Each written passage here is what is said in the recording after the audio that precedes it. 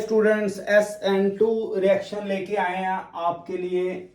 SN2 कल हमने lecture में SN1 रिएक्शन की, आज हम SN2 के ऊपर फोकस करेंगे। पहले हम इसकी फुल फॉर्म देखें। SN2 is nucleophilic substitution, nucleophilic substitution bimolecular.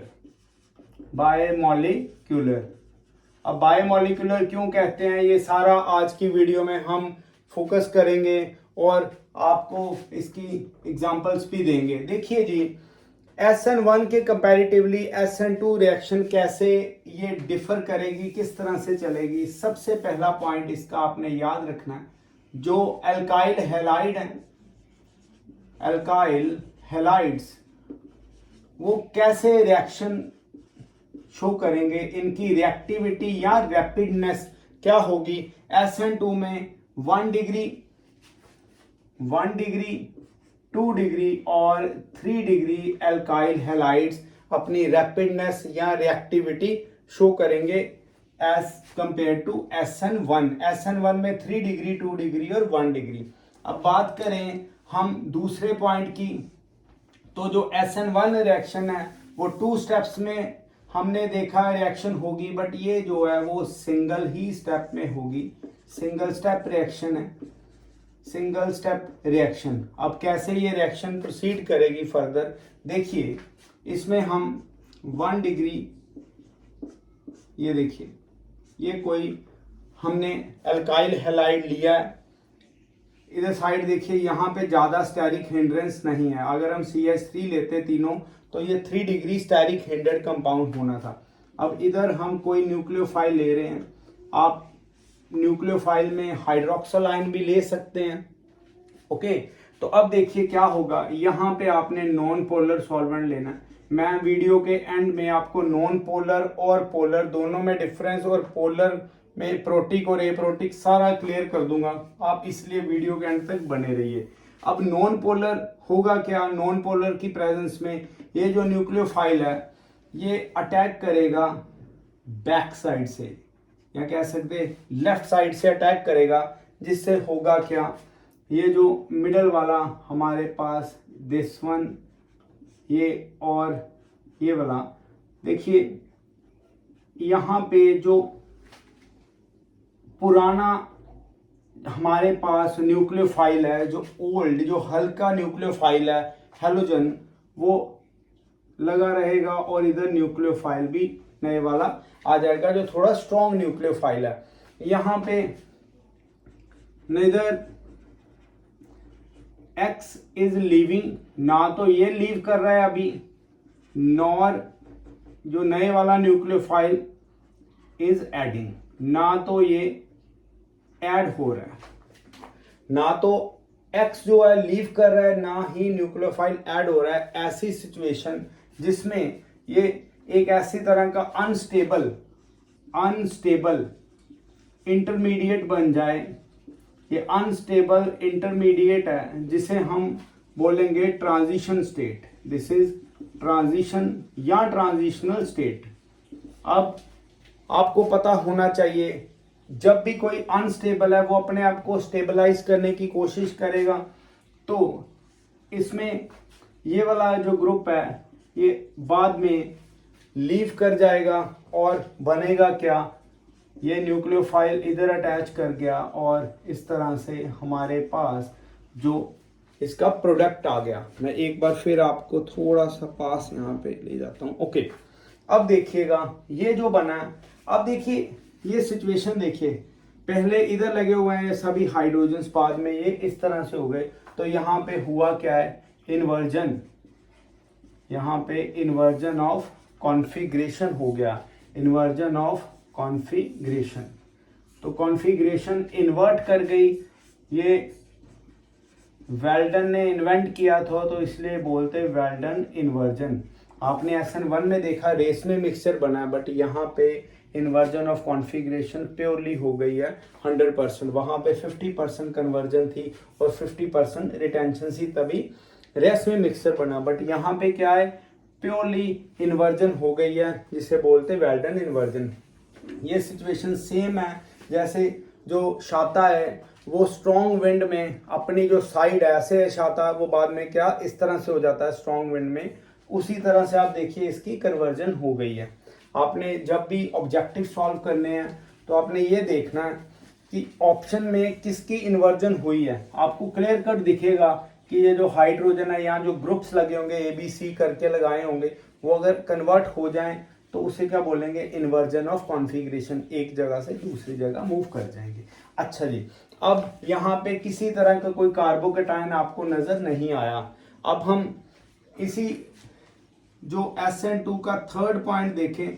Third point easy है बड़ा, इसमें रेट जो है, जो रेट और स्पीड वो डायरेक्टली प्रोपोर्शनल किसके है, कंसंट्रेशन ऑफ अल्काइल हैलाइड के, अल्काइल हैलाइड की कंसंट्रेशन पे डिपेंड करेगा और ये कंसंट्रेशन ऑफ न्यूक्लियोफाइल पे भी डिपेंड कर जाएगा। फाइन, तो अब देखिए ये सेकंड ऑर्डर रिएक्शन हो गई है। ये सेकंड ऑर्डर रिएक्शन होने के कारण इसको क्या बोलेंगे, बायोमॉलिक्यूलर। तो एक एक स्टेप आपने ध्यान से देखना है। पहला स्टेप हमने क्या देखा, पहला ये कि ये अल्काइल हैलाइड की रिएक्टिविटी या रैपिडनेस 1 degree 2 degree 3 degree alkyl halide है। और उसके बाद हमने देखा कि ये एक सिंगल स्टेप रिएक्शन है जिसमें न्यूक्लियोफाइल बैक साइड से अटैक करेगा, ये फ्रंट से इसलिए नहीं अटैक कर रहा क्योंकि एज कंपेयर टू ये 3H यहाँ पे स्टेरिक हिंड्रेंस थोड़ी ज़्यादा है, बैक साइड से स्टेरिक हिंड्रेंस कम है। तो बैक साइड से जब अटैक करेगा तो हमारे पास ये इन बिटवीन एक स्टेज आ जाएगी जिसे हम बोलेंगे ट्रांजिशन स्टेट। ये बड़ी ही अनस्टेबल ट्रांजिशनल स्टेट होगी और बाद में ये डीलिंक हो जाएगा। जब डीलिंक हो जाएगा तो ये हमारे पास कन्वर्जन आएगी जिसे हम बोलेंगे वेल्डन इन्वर्जन। आपने SN1 SN2 को बड़े ढंग से समझना।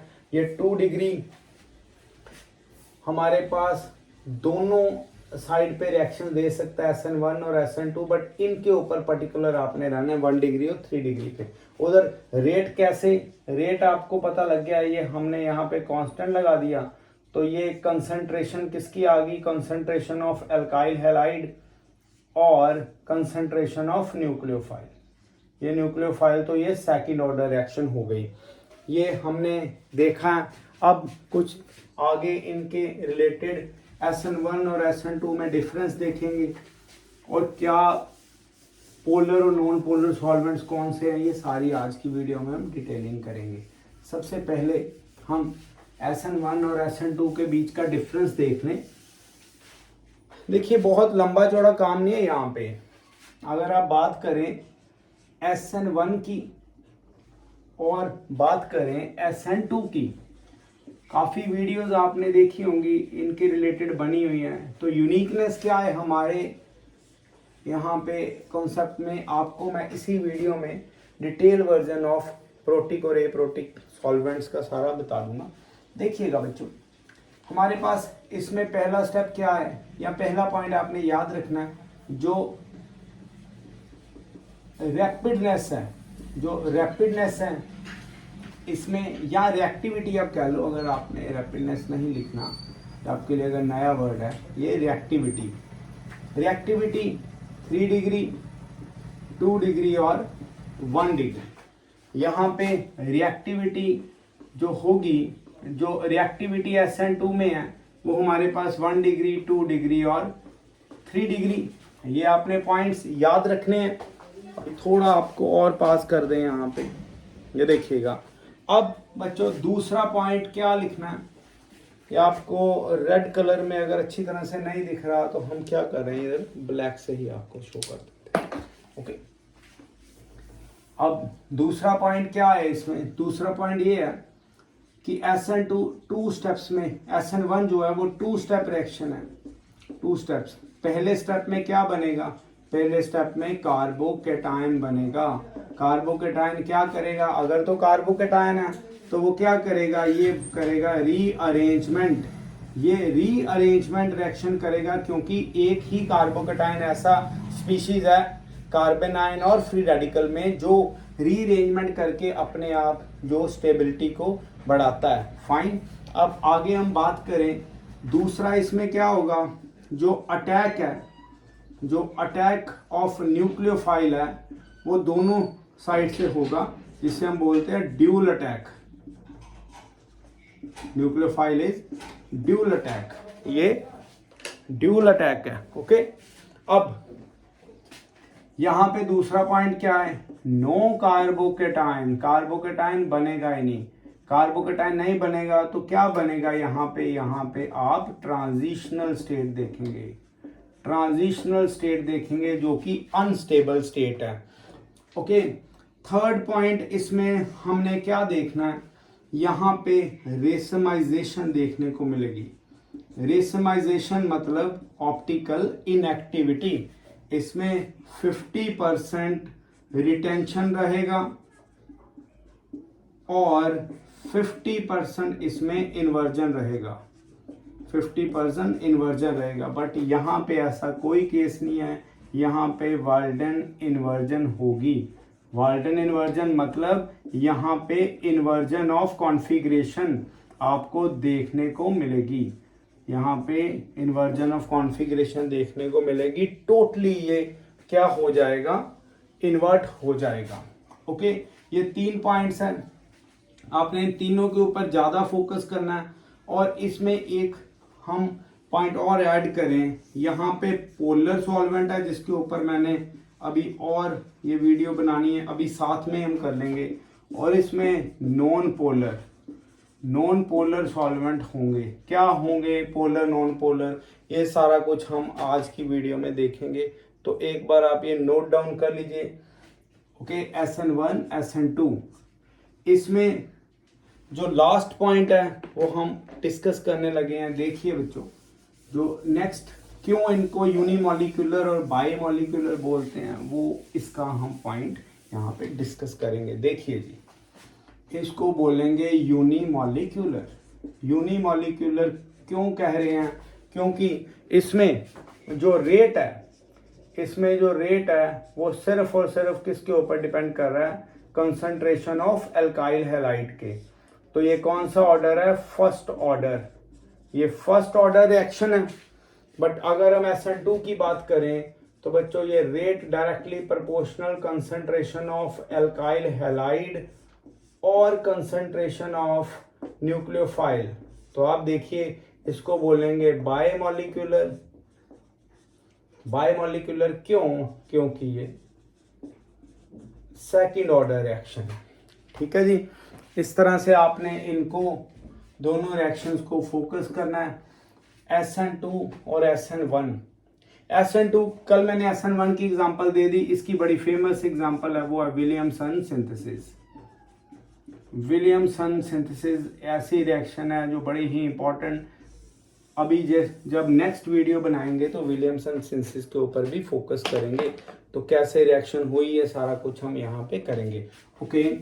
अब चेक करिए जी, होगा क्या, पोलर और नॉन पोलर सॉल्वेंट्स होंगे क्या, किस तरह से चलेगा। तो जैसा कि हमने बोला है, पोलर सॉल्वेंट और नॉन पोलर सॉल्वेंट्स हम बताएंगे आपको। नॉन पोलर सॉल्वेंट वो जिनकी डाइपोल मूवमेंट नहीं होगी, राइट, डाइपोल मूवमेंट नहीं होगी। जैसे कि हम कह सकते हैं बेंजीन, उसी तरह साइक्लोहेक्सेन, मीथेन और CS2 कार्बन डाइसल्फाइड, इनकी डाइपोल मूवमेंट नहीं है तो इसलिए इनको क्या बोलेंगे, नॉन पोलर। अब हम बात करें पोलर सॉल्वेंट की। पोलर सॉल्वेंट्स दो तरह की कैटेगराइज्ड हैं। एक होंगे पोलर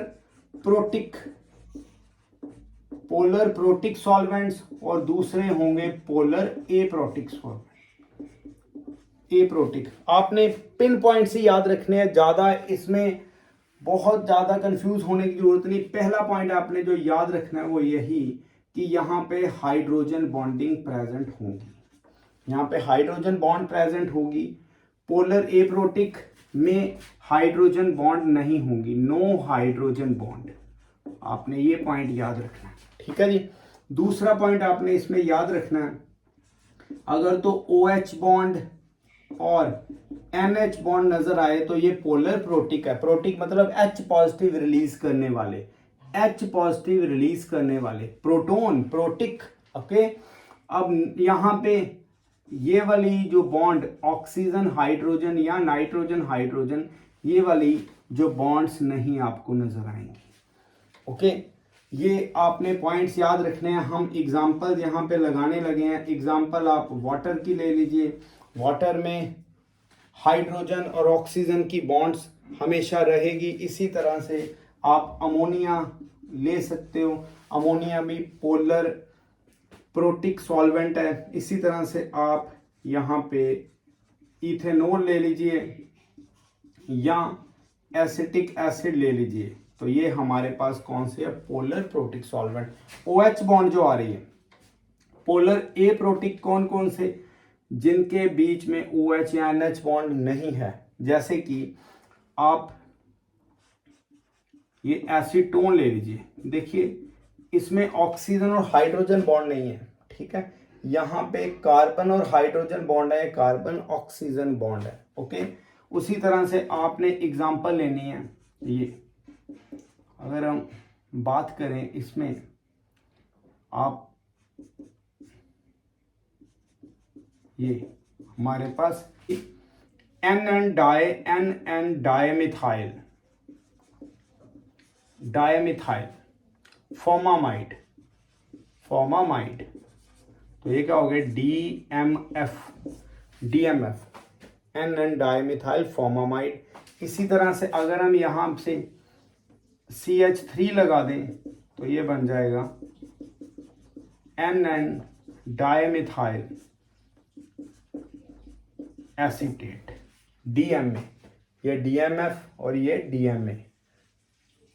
देखिए NN dimethyl formamide, NN dimethyl acetate, ऐसी बहुत सारी एग्जांपल्स हैं, ठीक है। DMSO, ये सारा कुछ अभी हम ये भी बता देते हैं। देखिए ये हम पोलर ए प्रोटिक सॉल्वेंट्स की एग्जांपल देख रहे हैं। ये आपने देख लिया होगा सारा। बाकी हम यहाँ पे पोलर ए प्रोटिक की एग्जांपल्स में देख रहे हैं, पोलर ए प्रोटिक की, ठीक है। पहले हमने DMF देख लिया, हमने DMA देख लिया। तो ये डायमिथाइल फॉर्मामाइड, ये डायमिथाइल एसीटेट। तो इस तरह से ये वाले आपने जो दिमाग, आगे हम कर सकते हैं डायमिथाइल। देखिए DMSO सल्फ ऑक्साइड, कैसे, डायमिथाइल, ये एक, ये डायमिथाइल सल्फ ऑक्साइड, DMSO। ऐसे क्वेश्चन बड़ी बार आते हैं। तो जो हाइड्रोजन बॉन्ड हो, ऑक्सीजन और हाइड्रोजन, नाइट्रोजन और हाइड्रोजन, तो वो क्या होंगे, पोलर प्रोटिक सॉल्वेंट। जिनमें ये बॉन्ड्स नजर ना आए तो वो होंगे पोलर ए प्रोटिक सॉल्वेंट। तो SN1 रिएक्शन किनकी प्रेजेंस में होगी, पोलर की, और SN2 किसकी प्रेजेंस में होगी, नॉन पोलर की। ये नॉन पोलर तो बड़ा सिंपल सा, जरा सी भी बॉन्ड पोलैरिटी ना हो। तो ऐसे आपने आज की वीडियो में जो देखा है वो एक तो SN2 रिएक्शन देखी और SN1 भी बीच बीच में हमने डिफरेंस करवा दिया, और बाद में आपने पोलर और ए पोलर सॉल्वेंट का डिफरेंस देखा। पोलर दो तरह के सॉल्वेंट्स हैं, पोलर प्रोटिक और पोलर ए प्रोटिक। प्रोटिक सॉल्वेंट्स वो वाले जिनमें, पोलर प्रोटिक वो वाले हैं जिनमें ऑक्सीजन हाइड्रोजन, नाइट्रोजन हाइड्रोजन की बॉन्ड हो, और पोलर ए प्रोटिक वो जो H पॉजिटिव रिलीज कर ही ना सके। और ये हमने एग्जांपल दे दी, ये एक्सक्लूसिव रिएक्शन है। तो चलिए आज हम यहीं पे ओवर करते हैं।